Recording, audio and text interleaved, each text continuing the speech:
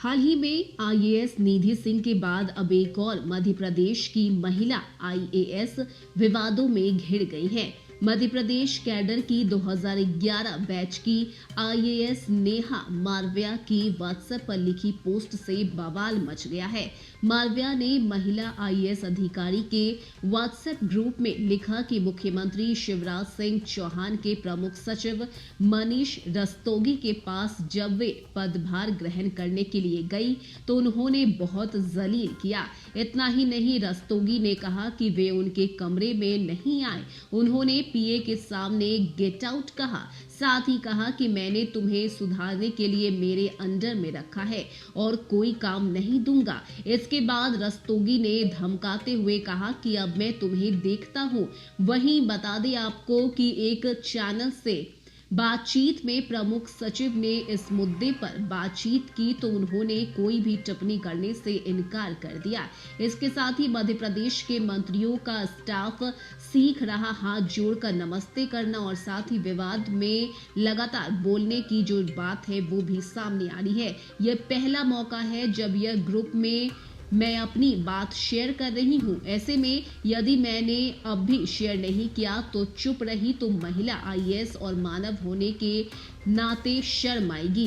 बता दें कि यह ग्रुप महिला आईएएस अधिकारियों का है, इस वजह से वे मुझे अच्छे से गाइड कर सकेगी और मेरी मदद भी कर सकेंगी। बता दें आपको कि महिला आईएएस नेहा मालविया ने कहा है कि मैं मनरेगा से एडमिशन सीईओ के तौर पर काम करती हूँ। मैं 4 जुलाई से 7 जुलाई तक अवकाश पर थी। 7 जुलाई की शाम को मुझे सामान्य प्रशासन विभाग के उप सचिव की ओर से कॉल आया कि मेरा तबादला राजस्व विभाग के उप सचिव के तौर पर किया गया है। इसके बाद 8 जुलाई को मैं मनरेगा से रिलीव होने पहुंची थी। वहां से प्रक्रिया पूरी कर वल्लभ भवन पहुंच गई। जब मैं मुख्यमंत्री और राजस्व विभाग के प्रमुख सचिव मनीष रस्तोगी के चैम्बर में गई तो उन्होंने मुझे कहा कि मैं उनके चैम्बर में नहीं जा सकती, उनके पास मुझे देने के लिए कोई काम नहीं है। मैं तुम्हें सुधारने के लिए अपने अंडर रखा हूं, अब मैं देखता हूं। मैंने जब अपनी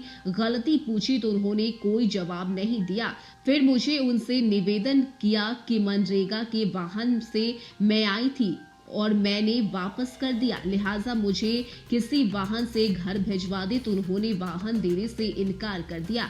जब मैंने पूछा कि मैं घर कैसे जाऊंगी तो उन्होंने कहा कि स्टाफ से पूछ लो, वो लोग वल्लभ भवन से घर कैसे जाते हैं। इसके बाद उन्होंने अपने पीए को बुलाकर मुझे उनके सामने जलील करते हुए मुझे गेट आउट कहा। इसके बाद उप सचिव ने मेरे लिए वाहन उपलब्ध कराने की कोशिश की तो प्रमुख सचिव ने उसे भी फटकार लगाकर ऐसा करने से रोक दिया। अब मुझे क्या इस मामले में चुप रहना चाहिए? जब पीएस के पास मेरे लिए कोई काम नहीं था तो उन्होंने मुझे अपने अंडर में क्यों बुलवाया?